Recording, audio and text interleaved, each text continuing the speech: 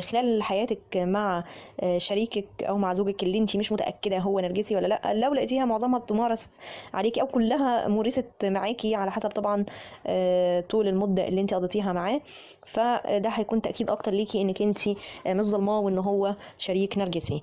السبب التاني انك لما هتفهميها تعرفي تتصرفي ازاي.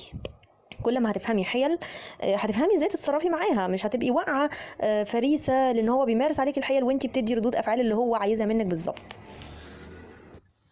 ولان الحيل كبيره كتيره مش كبيره الحيل كتيره، هي اثارها هي اللي كبيره بصراحه، يعني الاثار اللي بتنتج عنها اثار كبيره فعلا.